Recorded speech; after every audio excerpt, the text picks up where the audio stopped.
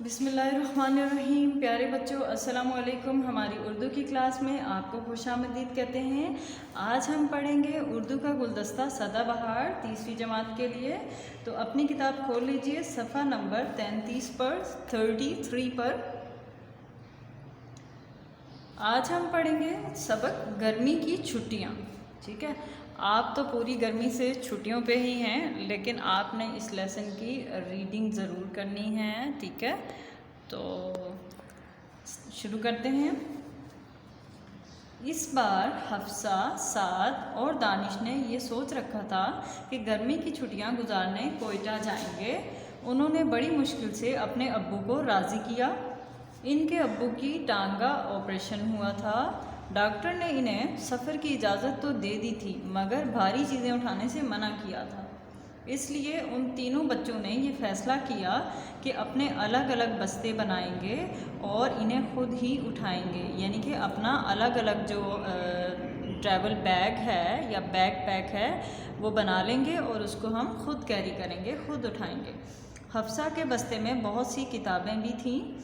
इतवार की शाम को सब लोग बस में सवार हुए। बस अपने वक्त पर चली। रास्ते में कई पहाड़ आए।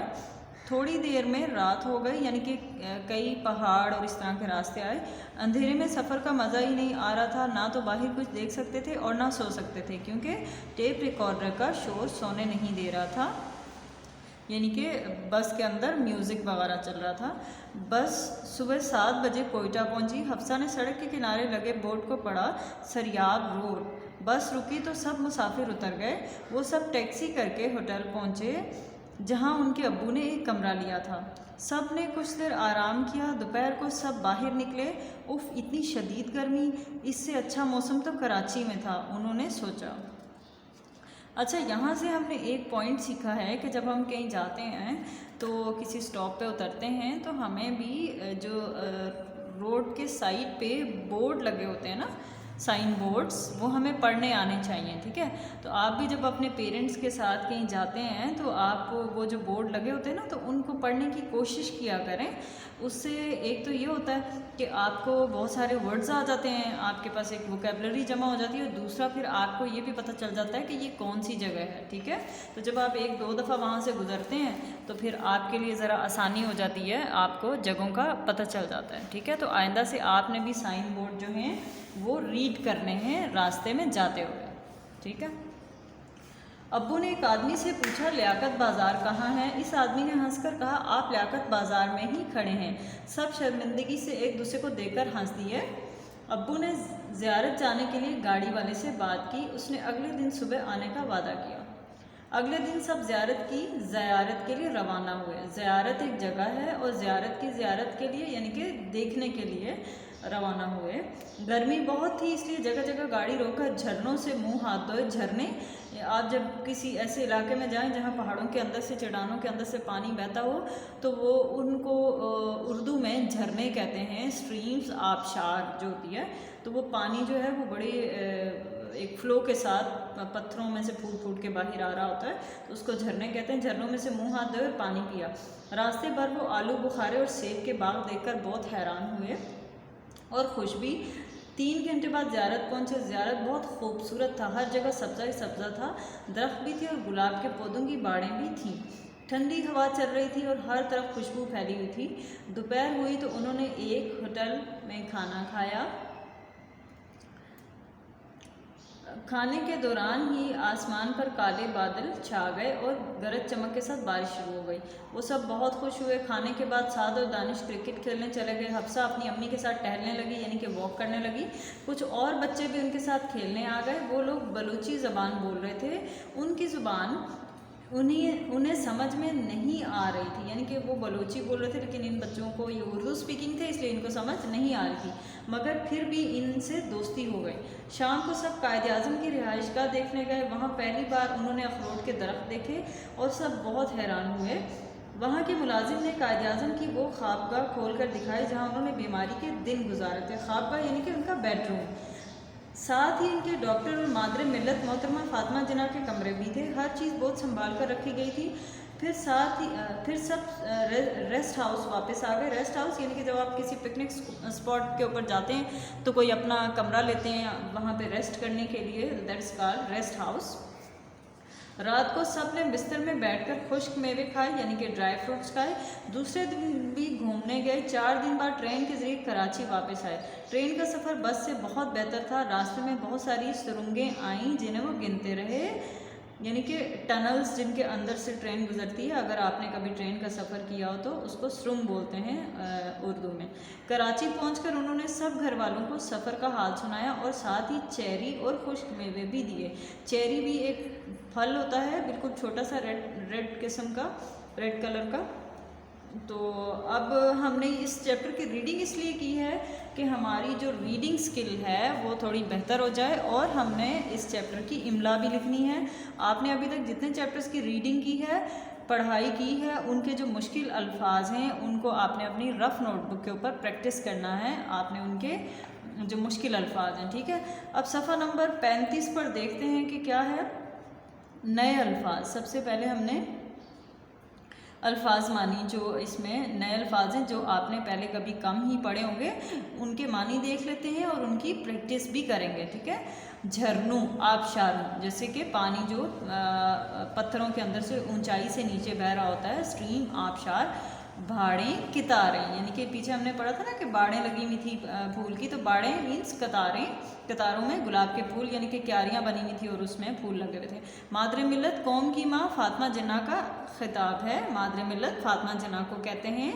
सुरंगे, ज़मीन दोज रास्ते, यानी कि ज़मीन के अंदर से जो एक टनल सा बना होता है वो।